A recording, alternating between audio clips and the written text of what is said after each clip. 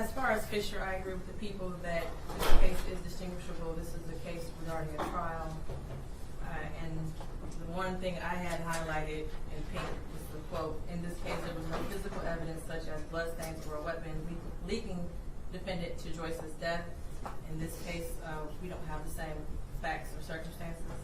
I do agree this is a circumstantial case, and circumstantial evidence is sufficient for a bind over and even conviction. Today is January 9th, 2025, exactly 1 year, from the day Neziah Harris disappeared. Before I get into the charges, and the main charge of premeditated first-degree murder, I have to speak on Neziah Harris and the community who failed her.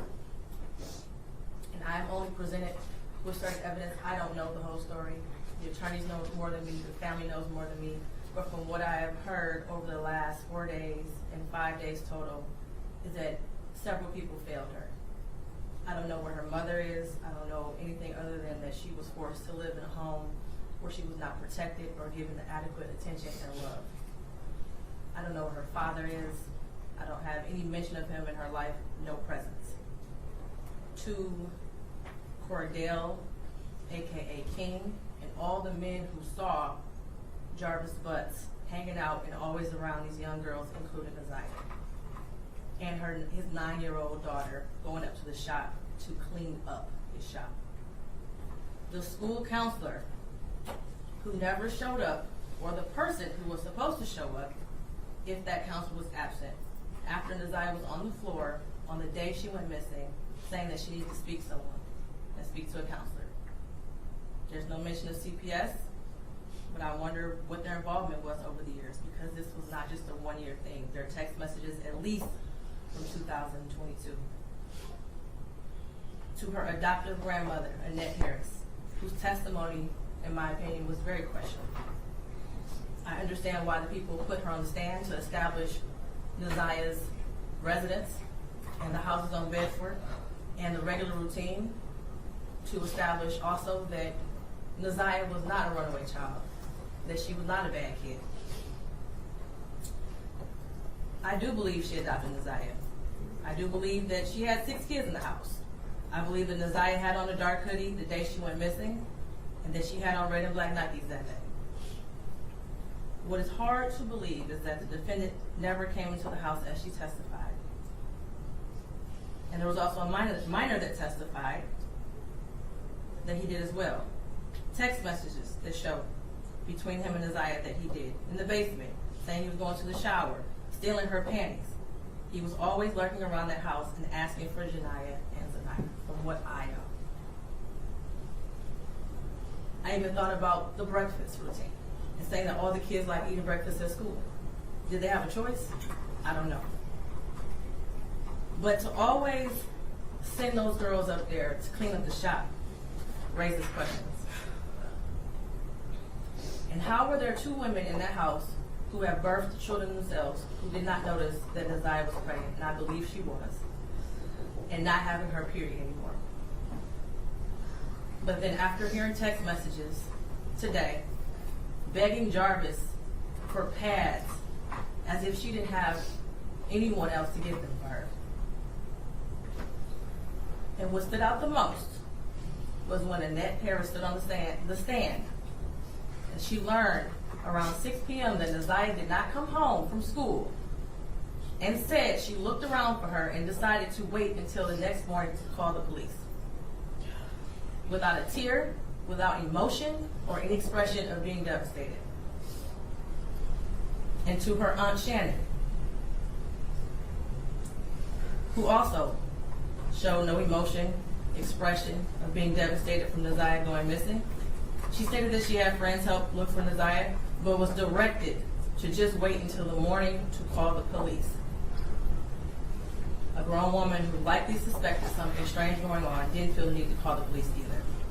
They were both able to go to sleep at night without hearing from Neziah or having any indication that she was coming home at night.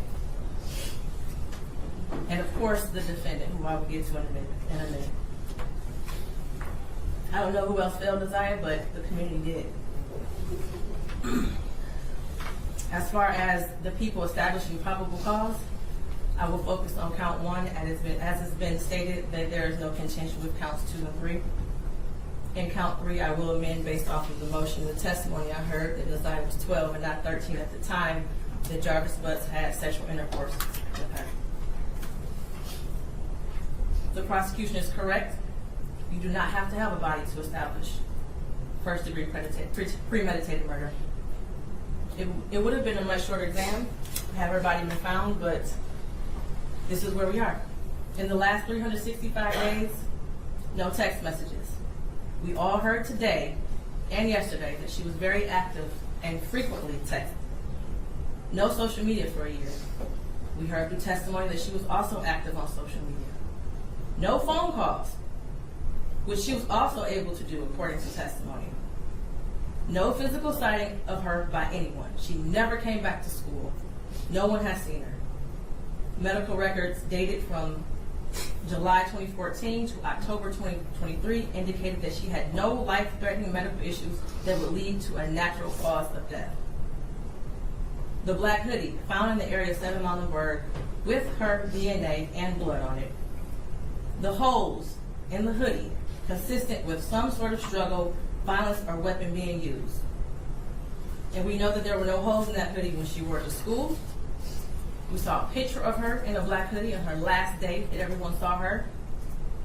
I do believe her grandma testified truthfully about the sweatshirt that she had on and that it was practically new. And the border agent who said that no evidence of animals would have destroyed the clothing or the shoes to possibly lead to animals tearing up that hoodie. The clear glasses found in the blue Nissan the day after she went missing. The behavior of the defendant when he snatched those glasses. They looked exactly like the glasses she had on in her last picture, according to the witness. The shoes that her brother described as the same shoes that were found also in the area of 7 Muhlenberg near the hoodie. While this is still probable cause, the evidence all points to Jarvis Butts. His locations, him being seen with her last, the abortion searches, the abrupt silence between the two of them in text messages, and the constant lies he told throughout the entire investigation. And they were proven to be lies with text messages and other testimony.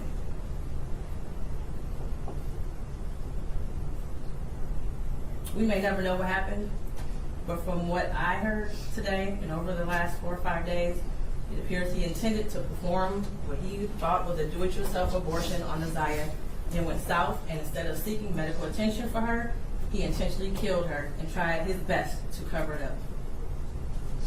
As much as I want her to be alive today, there is at least probable cause to show and believe that she is dead and that she was murdered by Jarvis Butts. Mr. Butts, stand up. You've been sitting over there for 4 days with your head down, hidden between and behind your attorneys, with your mask on, and taking vigorous notes. I want you to pay attention and listen to everything I have to say. I have been trying to figure out for the last 5 days, you. At one point, I thought you were cognitively impaired in the beginning of this exam. And then maybe you had the brain of a 10-year-old, and that's why you were doing such things. But as I heard more and more testimony, you're just a true definition of a pedophile.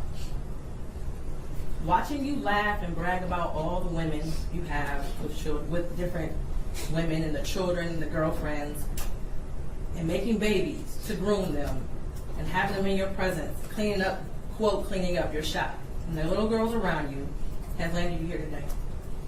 You groomed Nasiah. You played mind games with her. We all heard that. You controlled her emotionally. She was exposed to so much at such a young age. The text messages between you two were disgusting to hear. And to think that she had you saved in her phone as a babe for life. Nasiah deserves so much more. And while I mentioned other people that failed her, Jarvis Butts, you were the monster in this whole picture. She did deserve love from her parents and everyone who was in her life. She was ignored, she was neglected, and you took complete advantage of that. She wanted someone to love her, and she will never know what that feels like. Your children deserve more.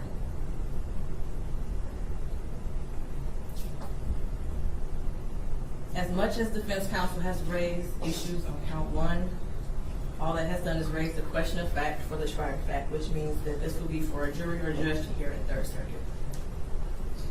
As much as defense counsel has raised issues on count one, all that has done is raise the question of fact for the trier of fact, which means that this will be for a jury or judge to hear in Third Circuit. I pray for the healing of all the victims and the young girls and possibly boys who have come into contact with you. As a community, we should look at this case as a prime example of how much work we have to do when it comes to protecting our children and especially our black girls. I pray for closure and healing for all those who have been traumatized by you.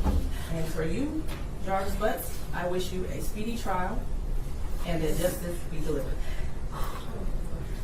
Your bind over date is January 16th at 9:05 a.m. Anything else for the record?